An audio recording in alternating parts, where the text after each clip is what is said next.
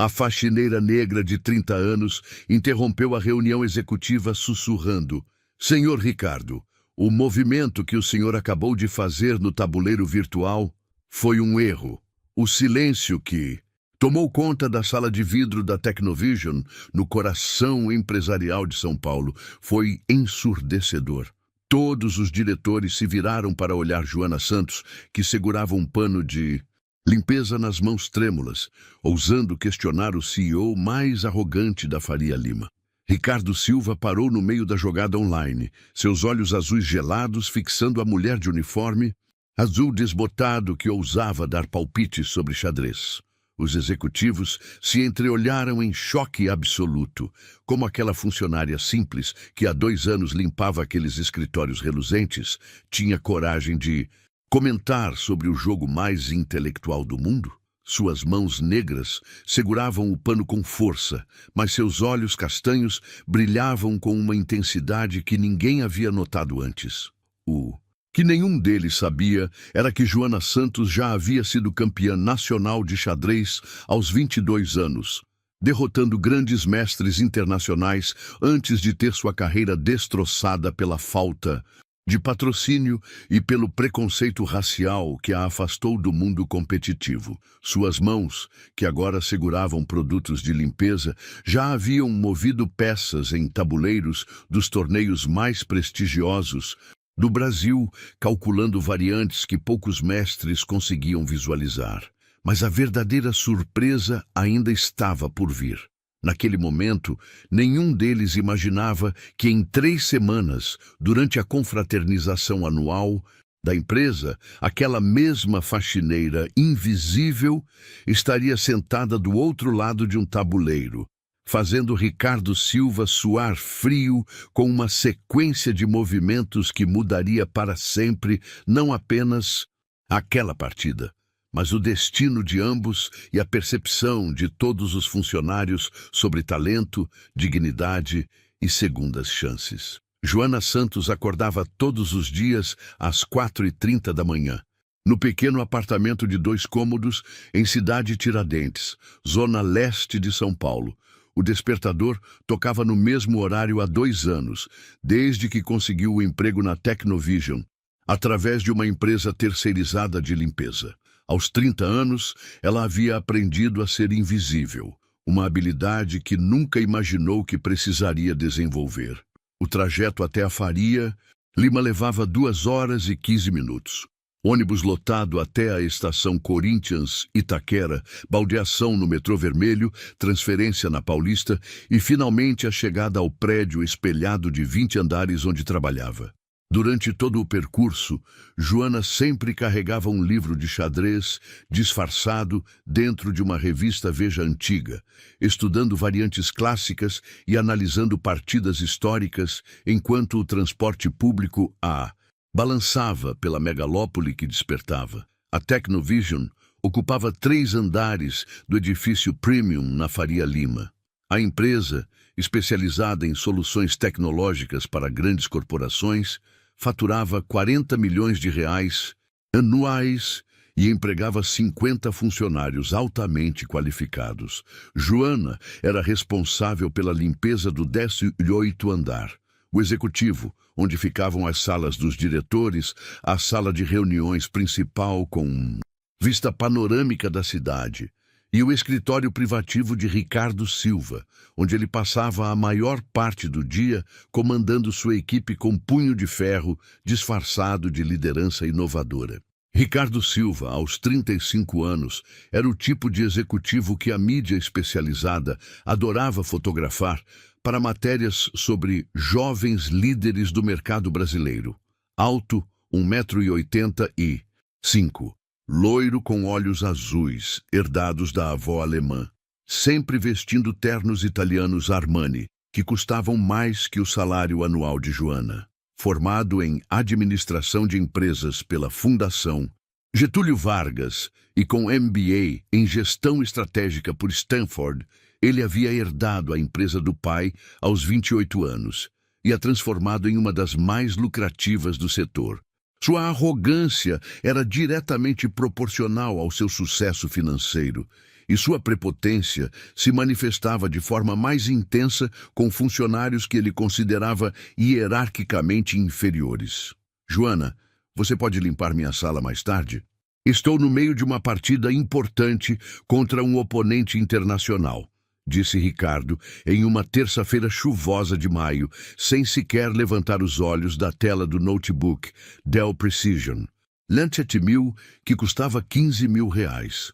Ele jogava xadrez online no site chess.com contra um adversário classificado com 1.800 pontos no rating internacional, um nível que Ricardo considerava impressionante, embora fosse apenas intermediário para os padrões reais do jogo competitivo. Claro, Dr. Ricardo, respondeu Joana automaticamente, como sempre fazia nos últimos 2 anos. Mas seus olhos treinados não conseguiram evitar capturar rapidamente a posição das peças na tela de 17 polegadas. Em exatos 3 movimentos, o oponente de Ricardo teria uma combinação tática devastadora. Um garfo duplo com o cavalo que atacaria simultaneamente a dama branca e a torre na primeira fileira. Ricardo, concentrado apenas no seu plano superficial de ataque no flanco da dama, não percebia a ameaça mortal que se aproximava de seu rei desprotegido. Joana continuou sua rotina de limpeza, aspirar o carpete persa importado, limpar a mesa de mogno maciço, organizar os livros de gestão empresarial que Ricardo nunca lia completamente, regar as plantas ornamentais que decoravam o ambiente. Mas sua mente, treinada em décadas de análise posicional, continuava calculando variantes da partida que se desenrolava na tela a poucos metros dela. 15 minutos depois, Joana ouviu um palavrão alto e claro vindo do escritório. Porra, que jogada ridícula! Ricardo havia perdido a partida, exatamente como ela previra, caindo na combinação tática que qualquer enxadrista com conhecimento intermediário identificaria 5 movimentos antes. Esse site deve estar cheio de hackers e programas de computador, gritou, ele batendo a mão fechada na mesa com força suficiente para fazer as canetas Montblanc saltarem. Situações como essa se repetiam constantemente, quase diariamente. Joana observava as partidas de Ricardo através do reflexo das janelas de vidro, enquanto limpava os móveis, e identificava erros táticos elementares que qualquer jogador com conhecimento básico de abertura e meio-jogo reconheceria imediatamente. Erros de cálculo, peças mal posicionadas, finais perdidos por falta de técnica. Ricardo cometia falhas que fariam um professor de xadrez de escola pública balançar a cabeça com desaprovação. Mas ela permanecia em silêncio absoluto, invisível como um fantasma, executando seu trabalho mecânico enquanto sua mente privilegiada analisava automaticamente variantes complexas que Ricardo jamais conseguiria compreender, mesmo se tivesse uma década para estudá-las. A rotina de humilhações sutis, mas constantes, era parte integrante do dia a dia na Technovision. Pessoas como ela não têm capacidade cerebral para entender jogos que exigem inteligência abstrata. Comentou Ricardo certa vez com Paulo Mendes, o diretor de marketing, enquanto Joana limpava metodicamente as estantes de livros da sala de reuniões. É realmente impressionante como algumas pessoas nascem sem essa fagulha da genialidade que separa os líderes dos liderados. Paulo Mendes, um homem de 45 anos, formado em publicidade e propaganda pela ESPM, que sempre tratava Joana com uma educação básica e superficial, apenas concordou com um aceno de cabeça diplomático. Ele havia aprendido, nos 7 anos trabalhando para Ricardo, que contradizer o chefe em questões que ele considerava filosoficamente importantes era uma forma eficiente de prejudicar a própria carreira. Você tem razão, Ricardo. É uma questão de capacidade cognitiva natural. Joana sentiu as palavras atingirem como facadas. geladas no peito, perfurando anos de dignidade cuidadosamente reconstruída após a destruição de seus sonhos. Mas manteve a expressão neutra, o rosto impassível que havia aperfeiçoado durante 2 anos de invisibilidade forçada.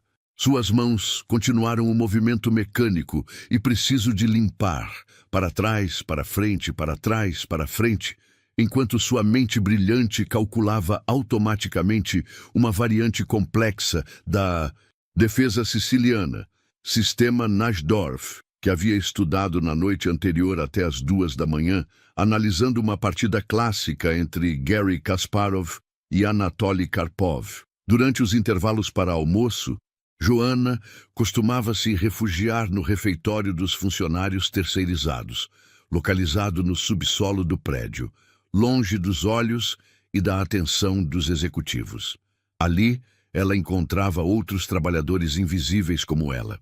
Dona Rosa, de 55 anos, que limpava os banheiros de todos os andares e criara sozinha 3 filhos trabalhando como diarista.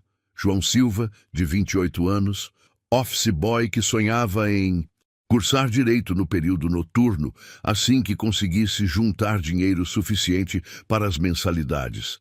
E Carla Souza, de 24 anos, recepcionista que estudava marketing à noite na Universidade 9 de Julho e trabalhava durante o dia para pagar os próprios estudos. Eles formavam uma pequena família de invisíveis no mundo corporativo reluzente e impiedoso da Faria Lima.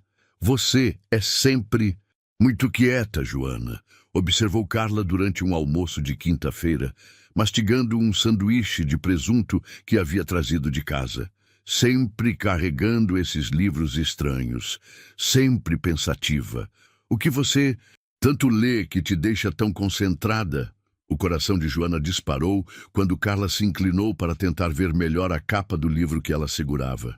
Ah, é literatura clássica, mentiu Joana rapidamente, fechando o volume sobre aberturas clássicas do xadrez moderno que estava estudando durante a pausa. Eu gosto de ler para passar o tempo e expandir vocabulário. A verdade era um luxo perigoso que ela não podia se permitir. Como explicar para aquelas pessoas simples e trabalhadoras que ela já havia derrotado grandes mestres internacionais em torneios oficiais? Como contar que aos 22 anos foi a primeira mulher negra a conquistar o título prestigioso de mestre nacional de xadrez no Brasil, derrotando adversários que hoje ganhavam fortunas, dando aulas particulares para filhos de empresários? Como revelar que abandonou o mundo competitivo não por falta de talento ou dedicação, mas por falta de patrocínio, apoio financeiro e pelo cansaço devastador de ouvir comentários racistas disfarçados de análises técnicas objetivas sobre seu estilo de jogo supostamente agressivo demais para uma representante feminina do país? A transformação de Joana Santos, de prodígio reconhecido do xadrez nacional para faxineira invisível, havia começado exatos 8 anos e 4 meses antes daquele dia chuvoso de maio na Technovision. A mudança radical em sua vida começou a se desenhar em flashbacks dolorosos que a assombravam sempre que ela via Ricardo movendo peças no tabuleiro virtual, cometendo erros que ela poderia corrigir de olhos fechados. 8 anos antes, Joana era conhecida no meio enxadrístico brasileiro como a Dama Negra do Xadrez Nacional, apelido carinhoso dado pela imprensa especializada quando ela conquistou seu primeiro torneio adulto, aos 18 anos, derrotando o então campeão estadual Marcos Oliveira numa partida que se tornou lendária nos clubes de São Paulo.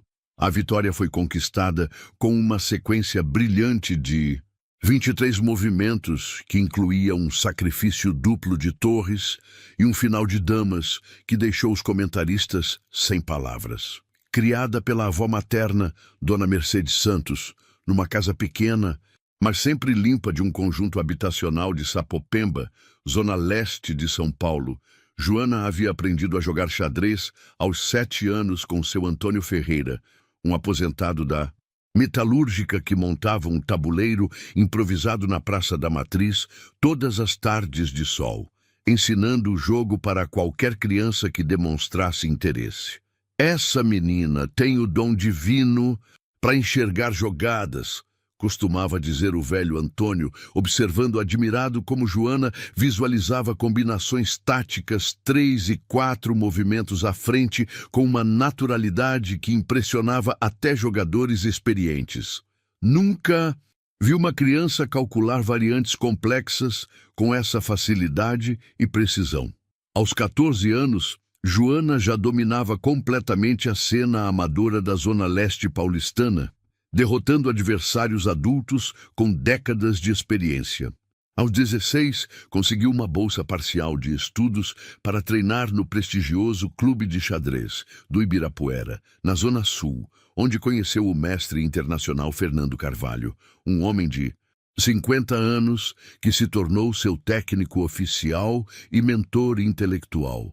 Joana não é apenas talentosa, como centenas de jovens que já treinei, dizia Fernando para qualquer pessoa que quisesse ouvir em clubes, torneios e federações. Ela possui uma intuição posicional natural que poucos enxadristas no mundo conseguem desenvolver mesmo após décadas de estudo intensivo. Mas o mundo do xadrez competitivo brasileiro era financeiramente implacável e socialmente excludente.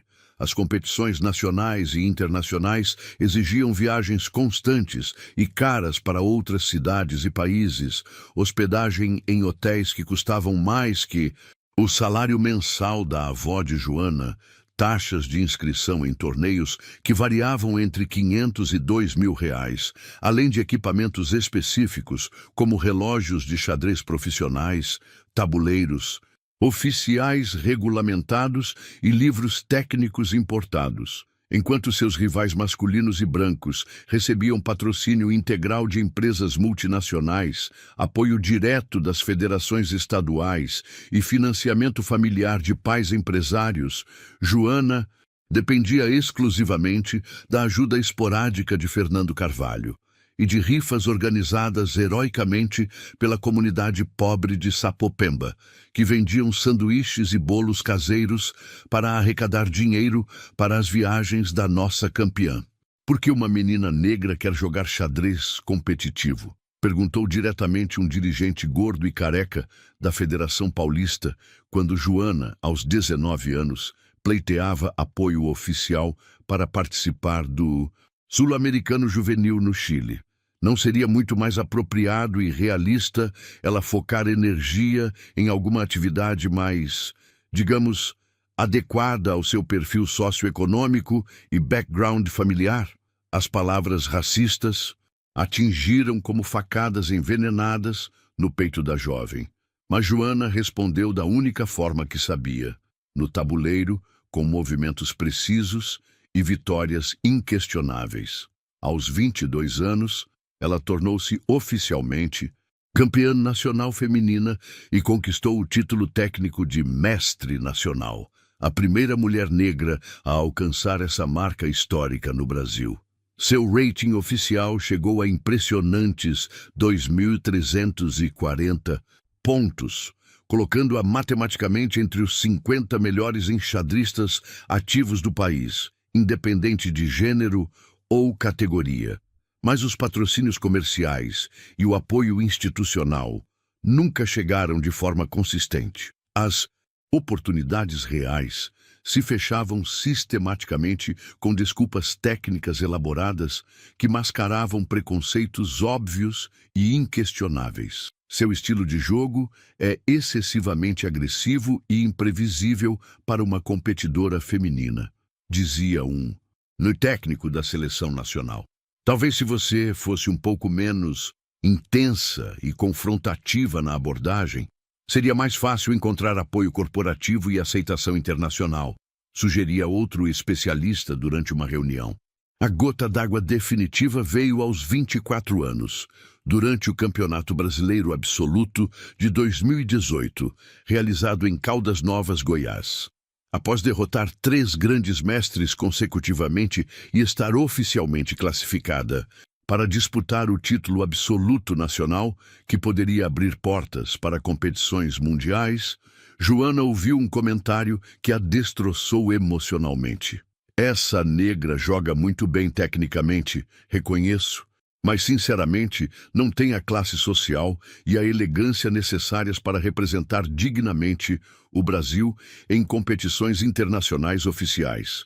Imaginem uma foto oficial dela, ao lado dos grandes mestres europeus em torneios da elite mundial. Naquela noite terrível, trancada no quarto minúsculo e abafado de um hotel barato em Caldas Novas, Joana chorou todas as lágrimas que havia guardado estoicamente durante anos de luta solitária. O mundo pareceu parar por alguns segundos eternos quando ela tomou a decisão mais difícil e dolorosa de sua vida: abandonar definitivamente o xadrez competitivo e buscar uma forma normal de sobrevivência. As semanas seguintes trouxeram uma intensificação perceptível e perigosa na arrogância natural de Ricardo Silva. O torneio empresarial de xadrez da Faria Lima havia alimentado seu ego de forma descontrolada, e ele começou a usar o jogo como uma ferramenta de humilhação ainda mais explícita e sistemática contra funcionários que considerava intelectualmente inferiores.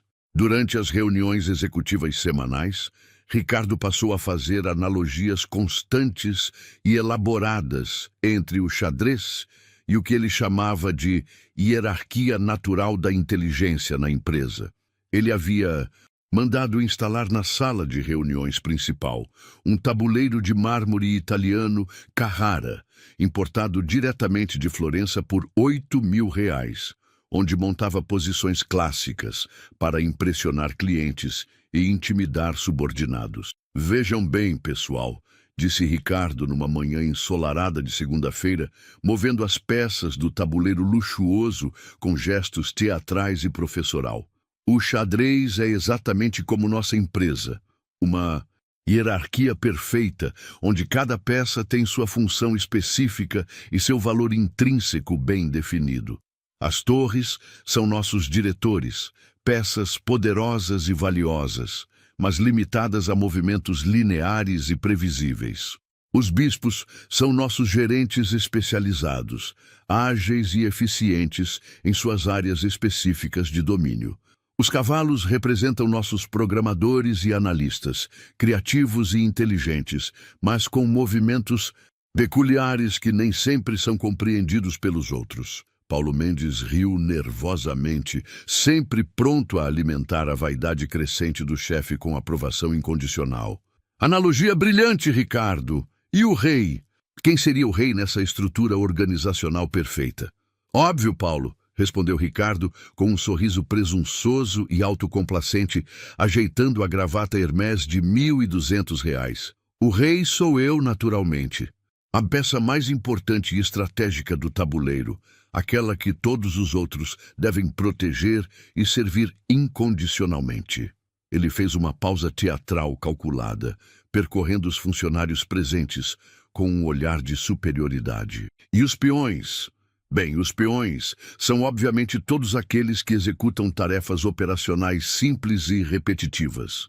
Limpeza, café, serviços básicos de apoio, peças absolutamente necessárias para o funcionamento do conjunto, reconheço, mas facilmente substituíveis quando necessário.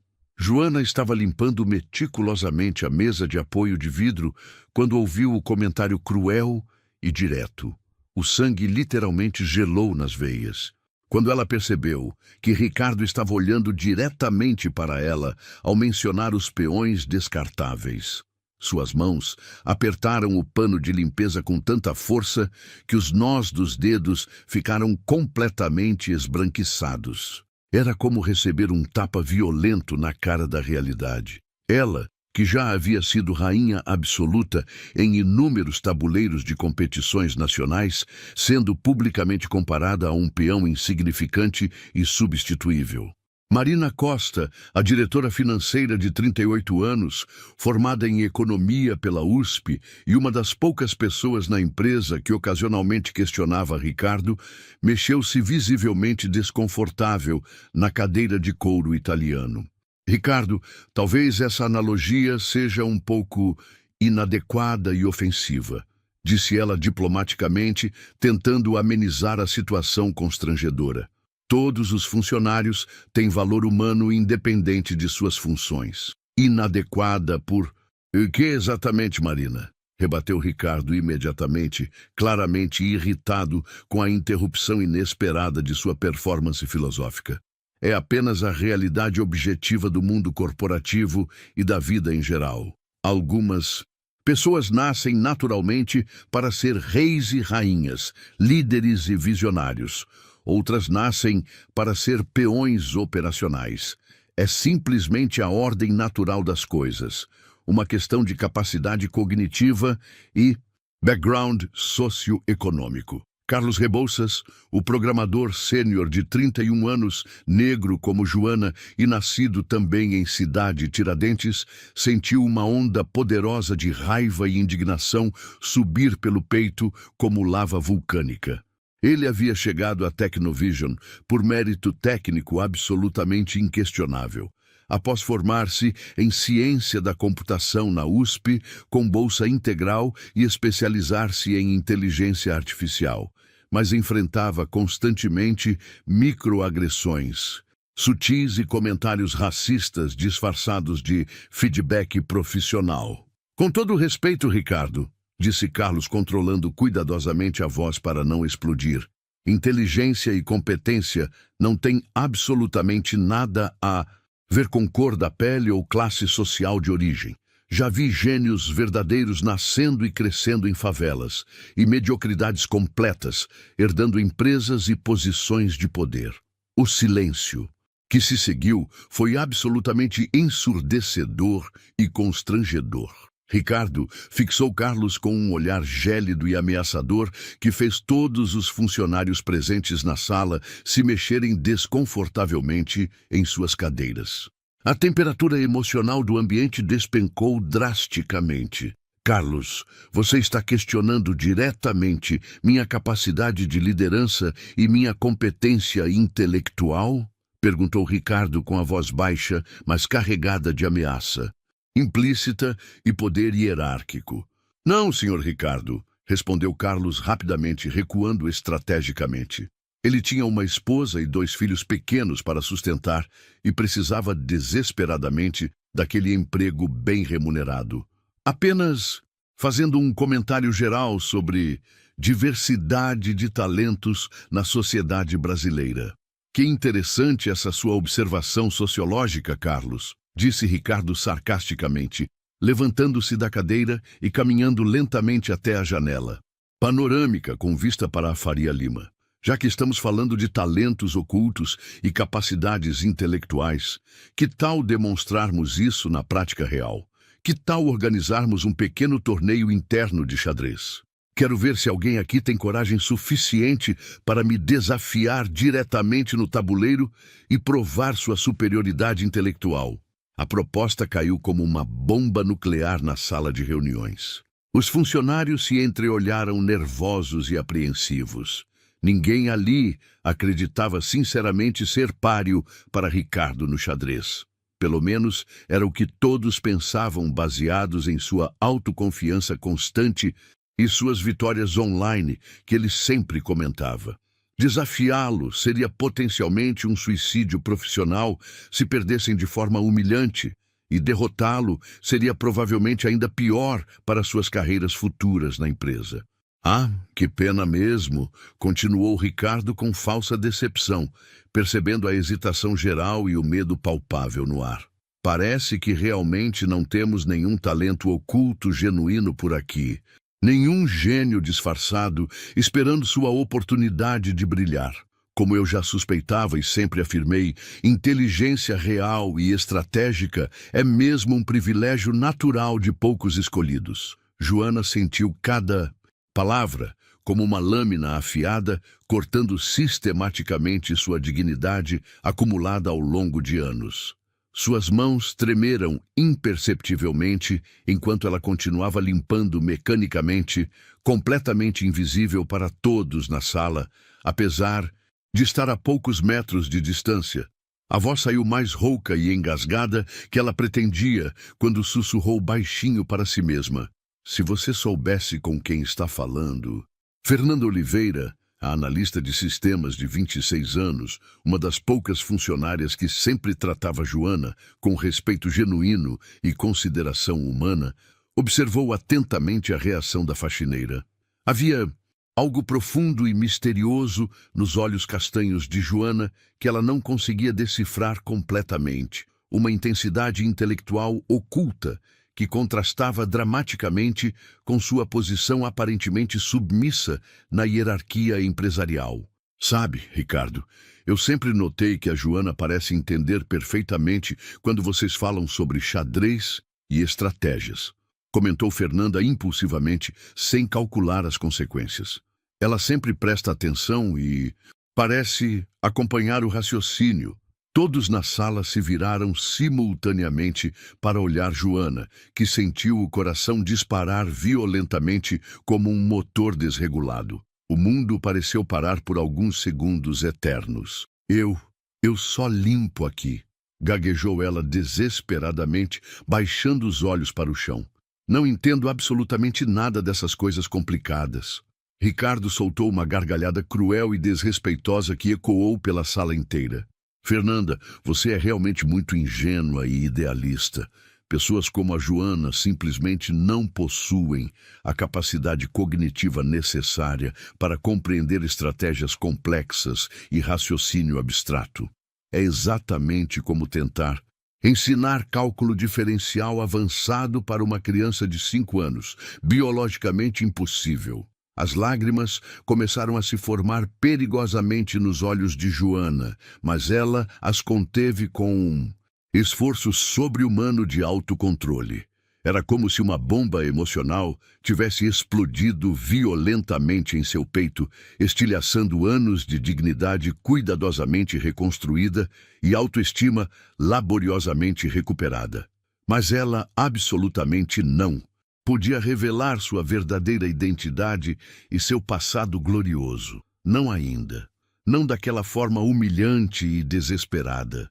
Durante o almoço habitual no refeitório do subsolo, longe dos olhos julgadores e dos ouvidos preconceituosos dos executivos, Joana mal conseguiu tocar na marmita que havia trazido de casa.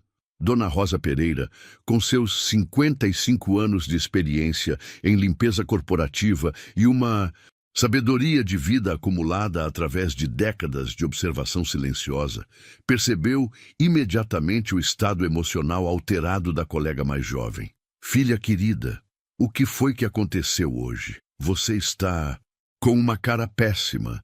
Parece que viu um fantasma ou recebeu uma notícia terrível, disse Dona Rosa com a voz maternal que sempre usava para consolar os colegas em momentos difíceis. Dona Rosa, perguntou Joana hesitante, brincando nervosamente com a comida no prato. A senhora já teve algum talento especial, algum dom natural que ninguém nunca soube ou reconheceu? A mulher mais velha estudou cuidadosamente o rosto abatido de Joana com atenção redobrada, seus olhos experientes percebendo camadas de dor e frustração que iam muito além de uma simples discussão no trabalho. Todo mundo neste mundo tem talentos escondidos e habilidades especiais, minha filha. Eu mesma, muito antes de me tornar faxineira por necessidade, era costureira profissional, fazia vestidos sob medida que pareciam ter saído de lojas chiques da Oscar Freire, bordados à mão, que eram verdadeiras obras de arte. Mas a vida acontece. O destino nos empurra para direções inesperadas e a gente acaba escondendo nossos dons mais preciosos apenas para conseguir sobreviver. E se um dia surgisse a chance inesperada de mostrar esse dom escondido para o mundo? Insistiu Joana com uma intensidade que surpreendeu Dona Rosa. Isso dependeria inteiramente do preço que você estaria disposta a pagar, querida, respondeu Dona Rosa com a sabedoria filosófica de quem havia vivido muito e observado ainda mais. Mostrar quem a gente realmente é por dentro sempre tem um preço alto. Às vezes o preço é a rejeição, às vezes é a inveja, às vezes é a responsabilidade que vem junto com o reconhecimento. A pergunta fundamental é: você está emocionalmente preparada e disposta a pagar esse preço? Naquela mesma tarde, numa ironia do destino que parecia orquestrada por forças superiores, Ricardo organizou uma demonstração especial de xadrez para alguns clientes importantes da empresa. Executivos de multinacionais que estavam considerando contratar os serviços da Tecnovision. Ele havia montado um tabuleiro gigante na sala de reuniões principal e conseguido convencer o renomado mestre internacional Fernando Carvalho, ironicamente, o mesmo homem que havia sido técnico e mentor de Joana durante seus anos dourados no xadrez competitivo, a dar uma simultânea contra 5 funcionários selecionados da empresa. Joana literalmente quase desmaiou quando viu Fernando Carvalho entrar na sala de reuniões com sua pasta de couro contendo tabuleiros portáteis e relógios de xadrez profissionais. O mundo pareceu parar completamente por alguns segundos que se estenderam como horas. O homem que havia descoberto seu talento excepcional, que havia acreditado nela quando ninguém mais acreditava, que havia sido como um pai intelectual durante os anos mais importantes de sua formação enxadrística, estava ali, a poucos metros de distância dela. Mas ele não a reconheceu imediatamente. Afinal, ela era apenas mais uma faxineira, invisível, limpando discretamente as janelas e organizando cadeiras. «Mestre Fernando», disse Ricardo com uma reverência fingida e calculada, «é realmente uma honra imensa recebê-lo aqui na Tecnovision. Sou um grande admirador pessoal do xadrez e um praticante assíduo, como todos aqui podem confirmar. Fernando Carvalho, um homem elegante de 60 anos com cabelos grisalhos perfeitamente penteados e olhos gentis, mas penetrantes, cumprimentou todos os presentes com a educação natural de um intelectual refinado. O prazer é inteiramente meu, Ricardo. É sempre reconfortante e esperançoso ver empresários jovens que valorizam genuinamente o xadrez e reconhecem sua importância para o desenvolvimento do raciocínio estratégico. A simultânea começou oficialmente às 15h30. Fernando circulava metodicamente entre 5 tabuleiros, jogando simultaneamente contra Paulo Mendes, Marina, Costa, Carlos Rebouças, Fernando Oliveira e mais um gerente de vendas. Ricardo havia deliberadamente ficado de fora da competição, alegando diplomaticamente que seria injusto com os outros funcionários ter 2 especialistas jogando, mas na verdade receando profundamente ser humilhado publicamente por um mestre internacional verdadeiro. Enquanto Fernando circulava entre os tabuleiros fazendo seus movimentos com a precisão cirúrgica de décadas de experiência competitiva, Joana observava cada jogada através dos reflexos das janelas de vidro, fingindo estar concentrada na limpeza. Sua mente privilegiada analisava automaticamente todas as posições, calculando variantes complexas que os funcionários da empresa nem sequer imaginavam que existissem. Era como assistir a 5 partidas de xadrez simultaneamente em câmera lenta, percebendo erros táticos elementares e oportunidades perdidas que saltavam aos seus olhos treinados. Interessante abordagem posicional, murmurou Fernando pensativo, parando por alguns segundos extras no tabuleiro de Carlos. Você demonstra uma compreensão estrutural bastante sólida para alguém que não compete oficialmente. Carlos sorriu orgulhoso, sentindo-se reconhecido por uma autoridade real no assunto.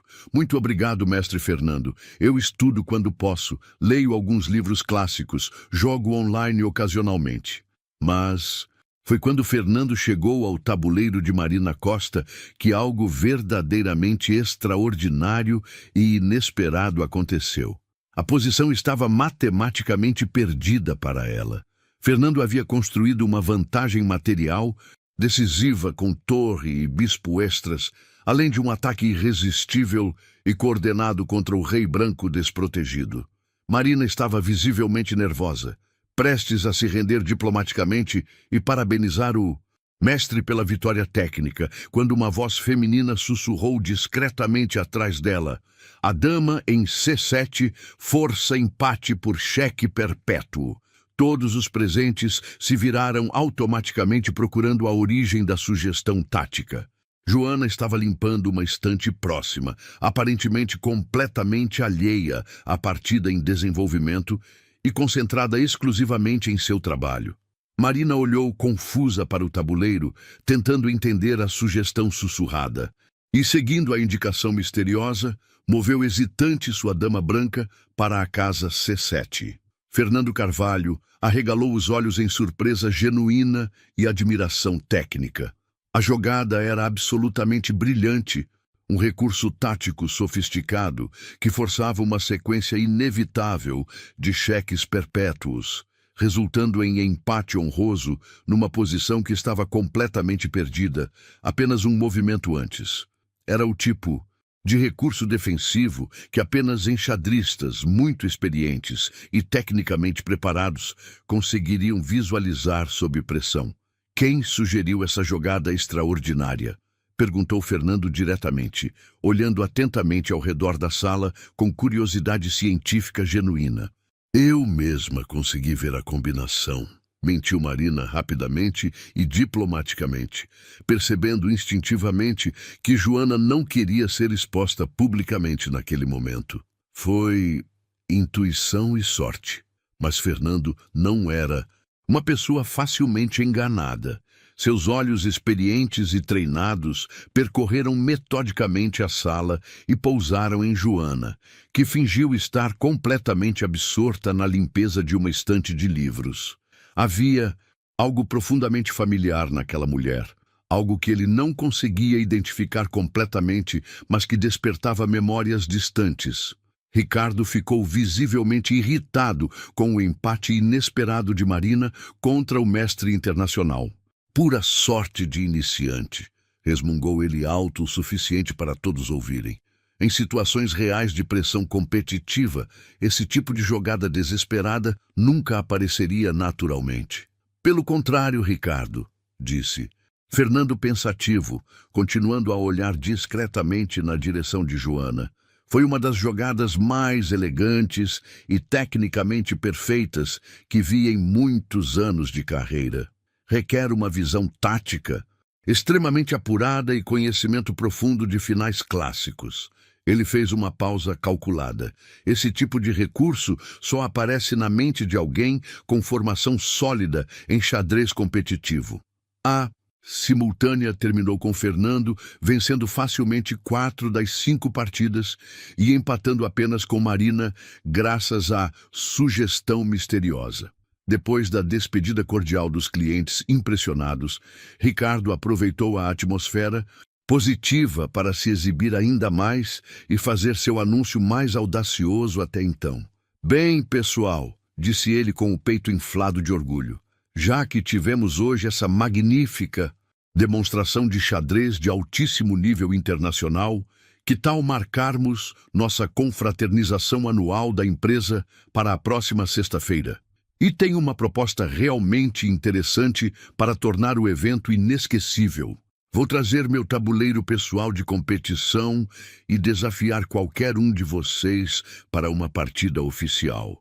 Para tornar as coisas emocionantes, apostemos algo verdadeiramente significativo. Meu salário integral.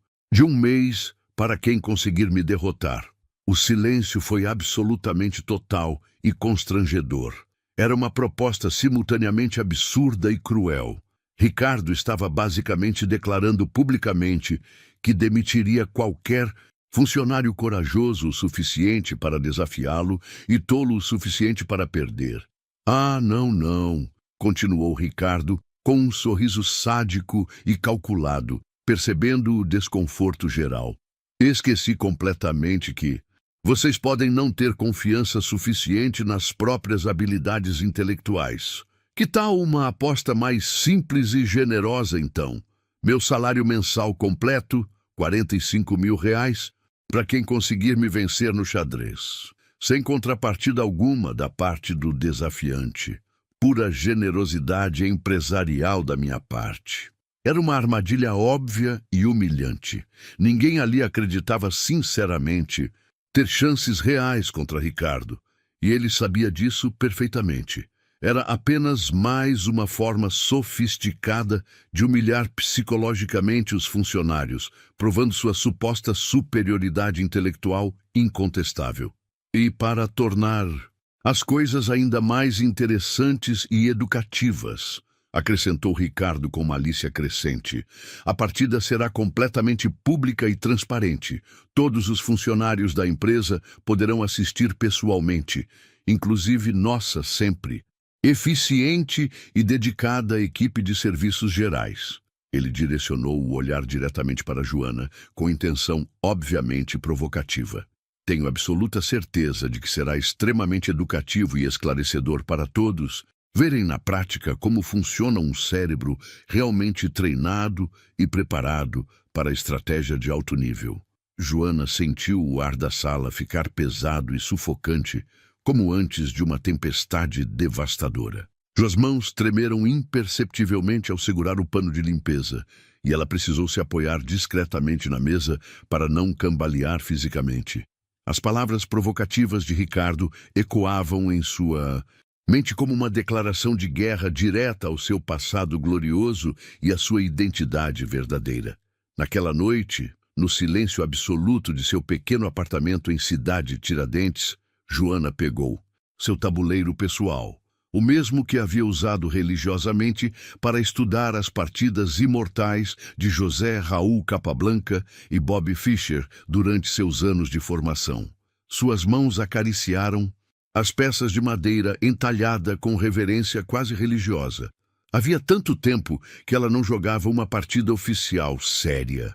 Ela montou cuidadosamente uma posição clássica da literatura enxadrística e começou a jogar metodicamente contra si mesma, analisando variantes como nos velhos tempos gloriosos. Mas desta vez era completamente diferente de seus estudos habituais. Cada movimento que ela executava era uma preparação militar. Cada variante que calculava mentalmente era uma arma letal sendo sistematicamente afiada para o confronto definitivo que se aproximava inexoravelmente.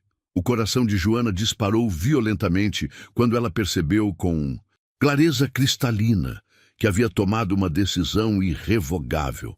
Pela primeira vez em 8 anos de invisibilidade forçada, ela não fugiria como uma covarde, não se esconderia como uma criminosa, não permaneceria invisível como um fantasma.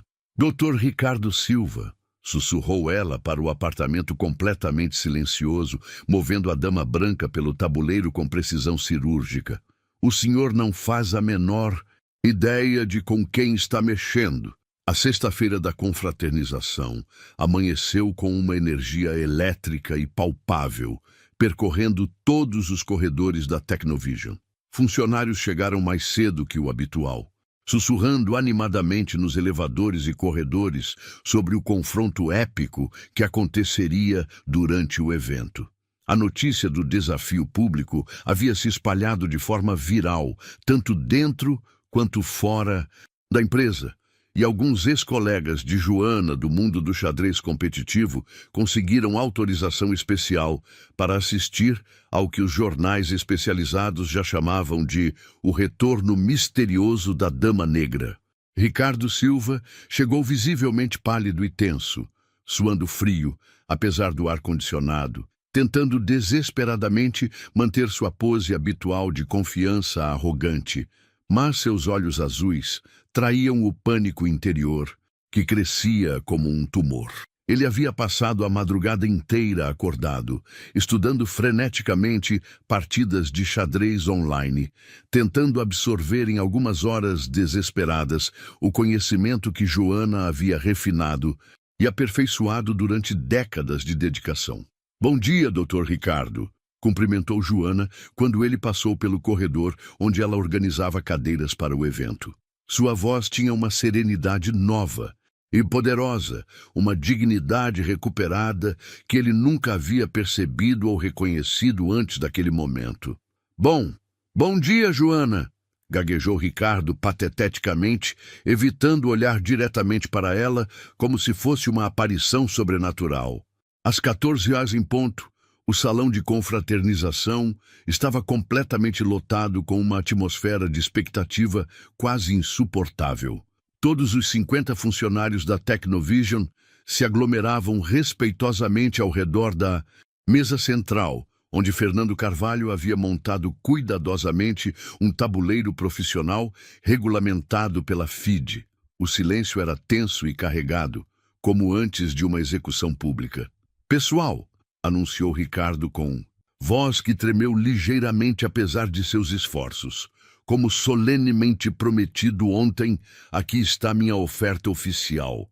Meu salário mensal integral para qualquer pessoa corajosa o suficiente para me derrotar. No xadrez, ele fez uma pausa teatral. Algum voluntário suficientemente confiante em suas habilidades? O silêncio se estendeu por longos segundos que pareceram eternidade. Então, do fundo da sala, uma voz clara, firme e absolutamente determinada ecoou. Eu aceito formalmente o desafio. Joana Santos caminhou lenta e majestosamente entre os funcionários, que se afastaram respeitosa e automaticamente para abrir caminho, como o mar vermelho se abrindo para Moisés. Ela não usava mais o uniforme azul desbotado de faxineira. Havia trocado por uma blusa branca simples, mas elegante, e uma calça preta social. Seus passos eram firmes e seguros, de alguém que caminhava de volta para casa após um exílio longo e doloroso. Joana, disse Ricardo, sua voz saindo mais aguda e desesperada, que pretendia, você tem absoluta certeza desta decisão? É uma quantia muito considerável de dinheiro.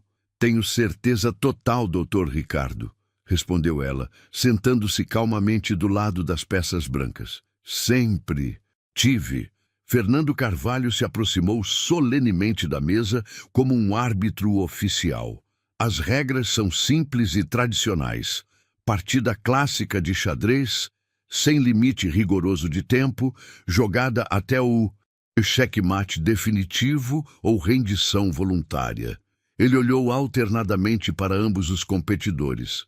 Que vença o melhor jogador. Ricardo se sentou do lado das peças pretas, suas mãos visivelmente trêmulas como folhas ao vento. O contraste visual era absolutamente gritante. Ele completamente nervoso e suando frio como um réu no tribunal. Ela serena e concentrada como um lago em manhã de calmaria absoluta. Joana, joga com as peças brancas e tem o direito de iniciar, anunciou Fernando oficialmente. Pode começar quando estiver pronta. O coração de todos os presentes disparou simultaneamente quando Joana estendeu a mão direita e com um movimento preciso, elegante e carregado de autoridade, avançou o peão do rei 2 casas. E4. Era um movimento aparentemente simples e clássico, mas executado com uma naturalidade e autoridade que fez o ar na sala ficar imediatamente pesado e elétrico. Depois de 8 anos de silêncio forçado e invisibilidade humilhante, a dama negra do xadrez brasileiro havia oficialmente retornado ao seu tabuleiro. Ricardo respondeu mecanicamente com E5, tentando imitar a simplicidade aparente da abertura de Joana, mas suas mãos tremiam tão perceptivelmente que a peça quase caiu quando ele a soltou. A partida prosseguiu por exatos 15 minutos, com movimentos relativamente normais e convencionais. Ricardo conseguiu desenvolver suas peças sem cometer erros grosseiros imediatos, e alguns funcionários começaram a suspirar discretamente, pensando que talvez a diferença de nível técnico não fosse tão dramática quanto Fernando havia sugerido. Mas o mestre internacional sabia muito melhor. Ele reconhecia perfeitamente o estilo inconfundível de Joana. Ela estava meticulosamente construindo uma posição sólida e harmoniosa, como uma cobra venenosa preparando pacientemente o bote mortal. Ela está apenas aquecendo os motores, sussurrou ele confidencialmente para Marina, que observava fascinada ao seu lado. Foi exatamente no 20º movimento que a verdadeira Joana Santos emergiu das sombras como uma fênix ressurgindo das cinzas. Ricardo havia deixado passar despercebida uma sutileza tática elementar. Um peão ligeiramente mal posicionado na casa F6 que criava uma fraqueza estrutural imperceptível para jogadores amadores. Para um enxadrista comum, era completamente invisível. Para uma mestre internacional com décadas de experiência, era uma oportunidade dourada, brilhando como um diamante. Joana moveu sua dama elegantemente para H5 e o silêncio na sala se intensificou dramaticamente. Ricardo olhou confuso para o tabuleiro, completamente perdido. O movimento parecia não fazer sentido lógico algum. A dama ficava aparentemente exposta e vulnerável a ataques. Por que diabos ela fez isso? Sussurrou Paulo nervosamente para Marina. Espere e observe, respondeu Marina, que havia aprendido a respeitar profundamente a profundidade calculista dos movimentos de Joana. Ricardo, não compreendendo absolutamente nada da ameaça tática oculta que se aproximava, continuou ingenuamente com seu plano superficial e moveu o bispo casualmente para D6. Foi exatamente nesse momento que Joana sorriu pela primeira vez durante toda a partida. Um sorriso misterioso que misturava tristeza pelas humilhações passadas e satisfação antecipada pela justiça poética que finalmente se aproximava. Cavalo toma.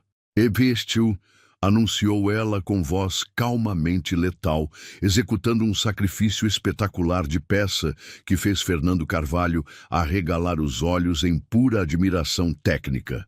A sala literalmente explodiu em murmúrios, de espanto e incredulidade. Joana havia deliberadamente sacrificado seu cavalo por um simples peão, aparentemente perdendo material valioso de forma completamente gratuita. Ricardo, sem compreender nem remotamente a profundidade estratégica do sacrifício, capturou o cavalo imediatamente. Dama toma H7, continuou Joana implacavelmente, sua voz ganhando força e autoridade absoluta. E então todos na sala finalmente viram com clareza cristalina. O Rei Preto de Ricardo estava completamente nu e exposto, cercado por suas próprias peças, que agora funcionavam como uma prisão inescapável. A Dama Branca na casa H7, protegida harmoniosamente pelo Bispo em C4, criava ameaças táticas múltiplas e devastadoras, que Ricardo não conseguia parar simultaneamente nem em seus pesadelos mais desesperados. Meu Deus do céu! Sussurrou Carlos reverentemente. Ela sacrificou a peça para abrir completamente o ataque direto ao rei. Ricardo suou frio quando finalmente percebeu sua situação absolutamente desesperadora. Movesse o rei para qualquer casa disponível, as ameaças mortais de Joana apenas se multiplicariam exponencialmente. Era como tentar escapar de uma rede de aranha que se fechava inexoravelmente. Ele tentou desesperadamente F6, tentando bloquear algumas das linhas de ataque mais óbvias. Mas Joana respondeu instantaneamente com DXG6 Plais, forçando o Rei Preto a se mover para uma posição ainda mais vulnerável e exposta. Rei para F8, disse Ricardo com a voz completamente embargada, percebendo com horror crescente que cada movimento apenas piorava exponencialmente sua situação. Joana se levantou lenta e majestosamente da cadeira. Todos os olhos na sala se fixaram Nela, com reverência absoluta, enquanto ela estudava o tabuleiro, não por necessidade técnica, ela já havia calculado mentalmente todas as variantes possíveis até o mate, mas para saborear intensamente o momento que havia sonhado e visualizado durante 8 longos anos de humilhação. Dama para G7, anunciou ela finalmente com voz que ecoou pela sala como um julgamento divino. O silêncio que se seguiu foi absolutamente ensurdecedor. Ricardo olhou para o tabuleiro com crescente desespero e pânico. Não importava absolutamente o que fizesse, o xeque-mate era matematicamente inevitável. Eu não consigo, não vejo como sair desta situação, gaguejou ele patética e desesperadamente. Xeque-mate forçado em exatos 3 movimentos, disse Joana suave, mas implacavelmente, sua voz ecoando pela sala, como o trovão de uma tempestade. Não importa absolutamente o que o senhor jogue. Fernando se aproximou do tabuleiro e analisou rapidamente a posição com seus olhos experientes. Ela está completamente certa, confirmou ele solenemente para toda a sala. É mate matematicamente forçado. As lágrimas começaram a se formar espontaneamente nos olhos de vários funcionários emocionados. Dona Rosa chorava abertamente de orgulho maternal. João cerrava os punhos em triunfo silencioso. Carla sorria radiante com lágrimas de alegria nos olhos. Ricardo olhou lentamente ao redor da sala, finalmente vendo pela primeira vez o respeito genuíno e a admiração sincera que todos demonstravam espontaneamente por Joana. Então ele voltou o olhar para a mulher que havia humilhado sistematicamente por 2 anos consecutivos, e pela primeira vez em sua vida realmente a viu como ser humano. Viu a dignidade inquebrantável que ela sempre carregara, mesmo quando ele tentava destroçá-la diariamente. Viu a inteligência extraordinária que ele havia negado e ridicularizado. Viu a força silenciosa que ela demonstrara ao suportar anos de desprezo sem perder sua humanidade essencial. Eu me rendo completamente, disse Ricardo finalmente, derrubando seu rei com a mão trêmula em sinal de rendição oficial. A explosão de aplausos foi instantânea, ensurdecedora e emocionante. Todos os funcionários se levantaram simultaneamente, gritando e batendo palmas em ovação que durou 5 minutos. Joana permaneceu sentada, emocionada demais para se mover, enquanto lágrimas de alívio e triunfo corriam livremente por seu rosto. A invisível havia se tornado visível. A humilhada havia triunfado. A Dama Negra havia recuperado seu trono. E naquele momento histórico, todos na Tecnovision entenderam uma lição que jamais esqueceriam. Talento verdadeiro não tem cor, classe social ou uniforme. Tem apenas oportunidade esperando para brilhar. Durante anos, trataram ela como um peão, mas no fim, quem deu o xeque-mate foi a dama. Agora me diz, quantas Joanas você conhece? Invisíveis, geniais e subestimadas. Comenta aqui embaixo e mostra que você também vê o valor de quem o mundo insiste em ignorar. E se você acredita que talento não tem classe social, se inscreve no canal e ativa o sininho. Aqui, cada história é uma revanche contra a arrogância.